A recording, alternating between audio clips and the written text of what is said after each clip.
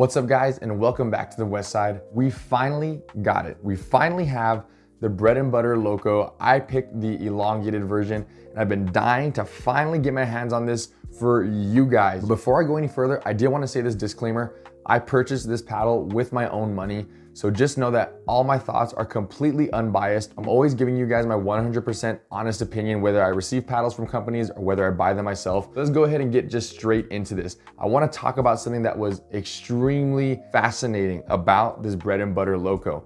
This paddle has a secret twin, like almost nearly identical clone twin, maybe like a 2 or 3% difference in paddle feel, in performance. I'm being very careful when I say this because I would not just come out here and say this without actually testing out both these paddles side by side. But if you already saw my short, you already know what I'm hinting at. This paddle right here, this is the secret clone of the Bread and Butter Loco.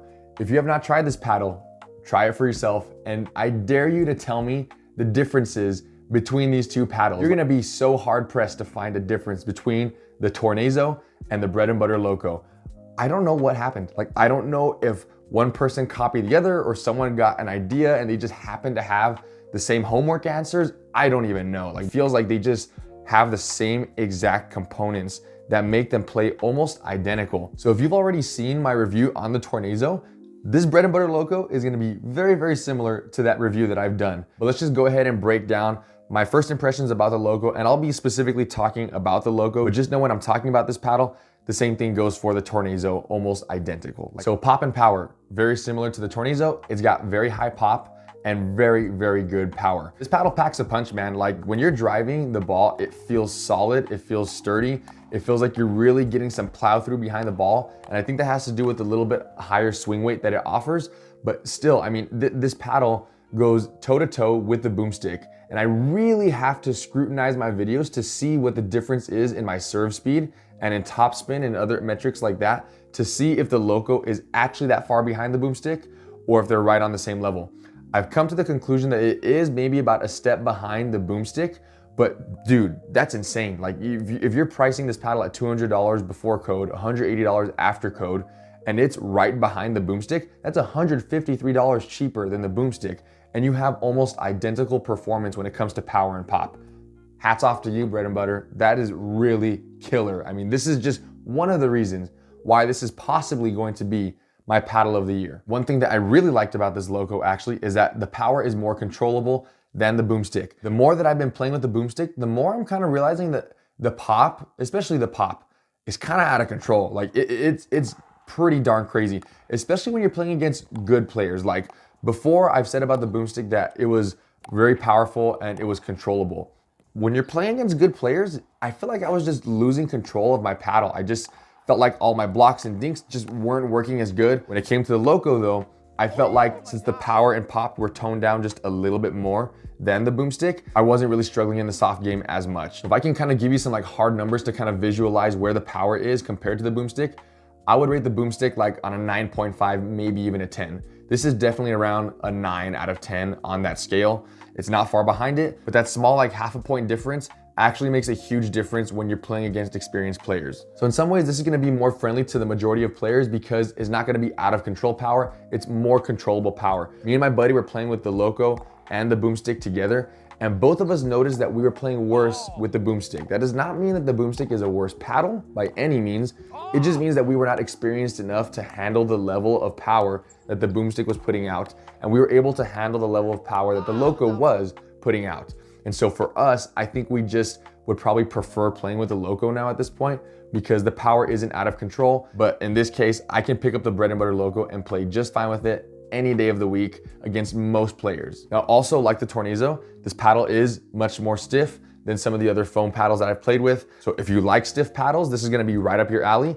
For me, I don't really like stiff paddles all that much. I like paddles that have a little bit more dwell time than the Loco. The Loco does have decent dwell time, which we'll get to later on, but because it is stiff, it feels like the ball wants to leave the face of the paddle pretty quickly. It's not as soft and forgiving as the Inferno, but it's still gonna be decent enough for me to play with it. Now, I already mentioned that this paddle does have kind of like a semi-high swing weight. I did notice it felt more like the Carbon True Foam Waves 1. That paddle does have a decently high swing weight already stock, and I kind of felt the same thing with this Loco. Same thing with this one, pretty high swing weight.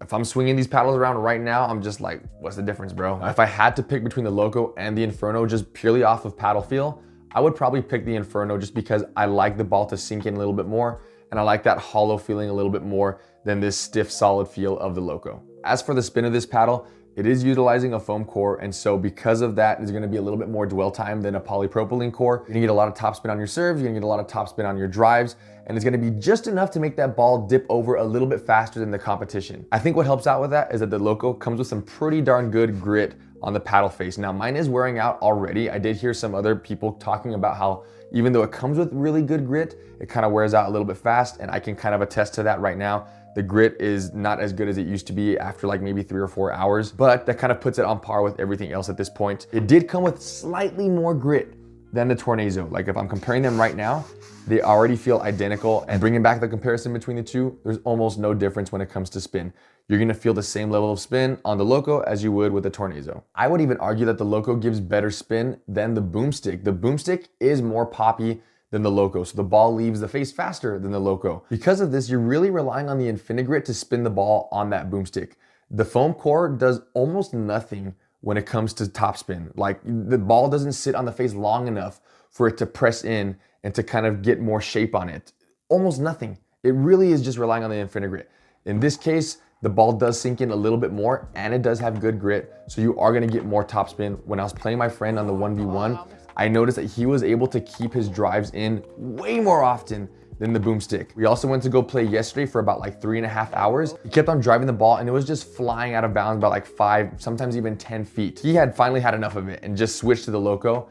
After he switched, those balls were just dipping in right at the baseline every single time, and he was playing much better with the Loco. So if you're a very spin conscious person and you're kind of deciding between the Boomstik and the Loco, I would definitely go with the Loco because it's easier to get spin and shape on the ball than it is with the Boomstik. When it came to the control game, again, they're basically identical, but I'll compare it to the Boomstik again. The sweet spot is bigger on the Boomstik compared to the Loco, but it does not mean that this sweet spot is bad. For an elongated paddle, it's actually pretty darn good. I did add weights on both sides. Right above the bottom corners, it's 3 grams on each side or 0.1 ounce on each side. This allowed my sweet spot to open up just a little bit more, and I felt more comfortable on my resets when I was playing with this paddle. So when transitioning over from the Boomstik to the Loco, I was really missing that nice sweet spot, but it wasn't like to the point where I was just like, oh dude, this thing's a board, I can't reset with it, my shots are terrible, my soft game is terrible. It was still good enough for me to be satisfied with it. I think at this point, this is pretty much a given that the foam core paddles are gonna last much longer than any Gen 3 paddle right now. And then you combine that with the fact that Bread and Butter is a pretty darn reliable brand that makes a quality product. I think you're gonna be able to hold on to this Loco for a really long time. Now, I do wanna answer this question when it comes to the Tornazo and the Loco. Which one would I buy? I think at this point, I would probably pick the Loco just purely off of price. There is no performance metric or any sort of quality control that's making me think like, yeah, you know what, I would pick the Loco or I would pick the Tornazo. They're almost identical, basically the same thing. It's gonna come down to what paddle brand do you like better? Do you like loose or do you like Bread and Butter? And it's gonna come down to what design do you like better. I think the only reason that most people would stay away from the Tornazo, other than the price, is the fact that the paddle brand is not really well known and they don't have a proven track record just yet. So I think people are gonna lean more towards the reliable brand that has been around for much longer and actually has a proven track record. Now, the same question remains at the end of each video. Should you buy this paddle? I think if you're serious about pickleball, I don't see any reason why you should not buy this paddle, unless you already have one. Or if you already have a Tornazo, I don't think you should buy the Bread and Butter Loco. But if you don't have a Tornazo, and you really want to upgrade to a quality paddle, a quality power paddle that has just checked off all the boxes and every single performance metric that you're looking for, the Loco is going to be an excellent choice. I dare say that this could possibly be paddle of the year for me. I don't know what other paddles are going to come out. There could be other paddles that kind of trump the Loco in some other aspect, but as of right now, this paddle at $180, that's tough to beat. The value that you get with the Bread and Butter Loco is going to be top tier. You cannot ask for a better foam core paddle at a lower price. Right now, this is like the gold standard for Gen 4 paddles when it comes to price to performance ratio. This has the best price to performance ratio for any Gen 4 paddle right now, hands down. But of course, at the end of the day, everything is purely subjective. It's opinion based. This is just my opinion right now. My opinion could change from today to like next week when I get even more paddles. I'm getting some Honolulu Pickleball J2NF and J2FC paddles very, very soon. And so my opinion could change next week when I get those paddles. I don't know. As of right now, I'm gonna stick with the Loco being the best price to performance ratio paddle and the best bang for your buck paddle. It just gets the job done, and it's really hard to complain about anything when you're paying $180 for a paddle that performs like this. That's gonna wrap it up for this Bread and Butter Loco first impressions review. Let me know what you guys think about the Loco. Is this your main right now? Are you looking to get one? Again, if you are looking to get one, you can use code WestsidePB to get 10% off. That'll drop the price down from $200 to $180. As always, if you enjoyed this video, make sure you hit that like button. And if you want to see more content like this, come to my channel, more paddle reviews, more unreleased paddles. Make sure you guys hit that subscribe button so you don't miss anything. I'll catch you guys again on the West Side.